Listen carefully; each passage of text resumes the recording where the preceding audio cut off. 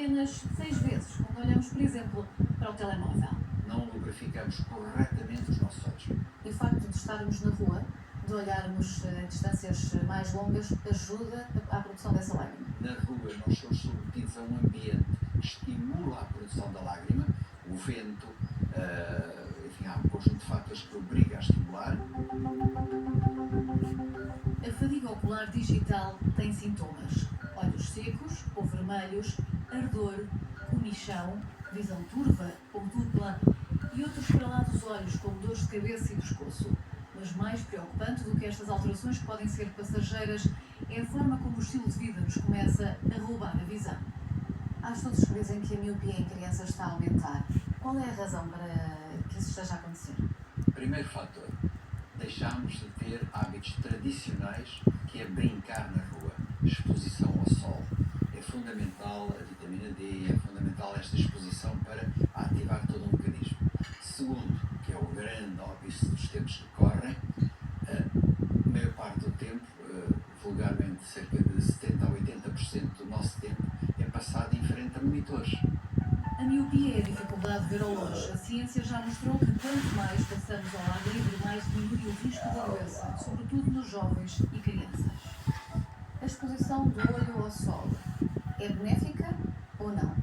A exposição do olho ao sol não é benéfica. De todo. De todo. Nós temos aqui efeitos secundários graves. E atenção, porque isto não se aplica só ao verão.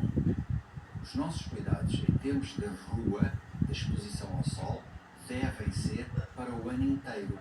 Pode parecer uma contradição, mas não é. Os olhos precisam da luz natural, mas têm de ser protegidos dos raios ultravioletas que aceleram doenças como as cataratas. É como olhar através de um vidro que antes era limpo e aos poucos fica embaciado. Atenção, porque o olho não é só o olho inclui também as pálpebras. E nós devemos ter cuidados da aplicação de cremes com protetores solares nas zonas palpebrais, sob pena de não só estragarmos os nossos próprios olhos, como de termos lesões ao nível das pálpebras. Óculos escuros há muitos, mas nem todos são protetores. Procure sempre a marca CE, significa que está em conformidade com as regras europeias, e a indicação UV400 ou 100% UV. É isso que garante que os óculos foram feitos para filtrar a radiação ultravioleta. Uma criança deve usar óculos de sol. Nós, entre nascer e até aos 10, 11 anos de idade, fazemos o desenvolvimento do nosso sistema óptico. E se eu lhe puser uma barreira, eu estou a dificultar o desenvolvimento deste sistema óptico. Consequentemente, os óculos de sol podem e devem ser usados em crianças, mas em circunstâncias bem definidas, e não para pôr os óculos de sol e andar a brincar dentro de casa. Isso é completamente errado. Se tem mais de 40 anos, é provável que já sinta o peso da idade, ou dito de outra forma, o peso da presbiopia. Não é doença, é mesmo puro envelhecimento. Há um músculo que fica mais frágil e dificulta a capacidade do olho em fazer zoom e também por isso em ver ao perto. Não há nada a fazer, só mesmo adaptar. Recomendo aos meus doentes sempre uma coisa muito simples. Enquanto eu for capaz de trabalhar, de fazer a minha vida normal, que sinta que isto não está a interferir com a minha eficácia diária, eu devo esforçar. O truque, muitas vezes, é aumentar a luz, a luminosidade, porque isso facilita-nos a leitura. Obviamente, eu tenho que ter a percepção quando isso começa a ser um cansaço, se eu chego ao fim do dia com fadiga ocular, com um incómodo, ou tenho dificuldade em desempenhar funções, então aí não há discussão, há que fazer a correção. E basta ir comprar aqueles óculos que alguns chamam de óculos lupa, que se trazem ao peito. Exatamente como este aqui que eu tenho, só que estes são graduados especificamente. Atenção, a qualidade da lente dos óculos feitos ao quilo, que se vendem em vários sítios, não é exatamente a melhor qualidade de lente. É preciso, e por isso é que se aconselha, que, pelo menos numa primeira fase, se vá ao oftalmologista por uma razão.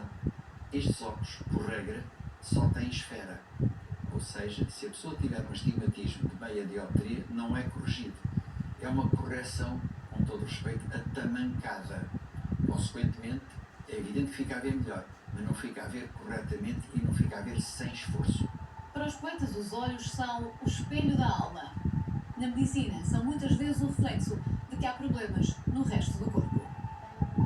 Há variedíssimas doenças autoimunes que nós detectamos nos olhos e que depois desencadeiam um processo de estudo que vai chegar ao diagnóstico. Pode dar-me alguns exemplos? Nós temos fenómenos inflamatórios, as doenças da artrite reumatoide, é um exemplo característico desta situação. Sintomas nos olhos, devemos estar atentos e que nos devem levar a procurar um especialista. Quando nós temos fadiga ocular, quando nós temos perda de definição de imagem, isto são dois pequenos sintomas que nos devem levar a questionar um oftalmologista.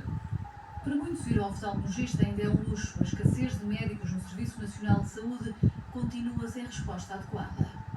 Penso nos problemas de visão como uma descida que não tem de ser vertiginosa. A maioria dos problemas dos olhos podem ser travados se forem detectados a tempo. Um adulto deveria ir pelo menos uma vez por ano a uma consulta e a Direção-Geral da Saúde recomenda que as crianças façam o primeiro rastreio aos 2 anos. Isto é saúde, até para a semana.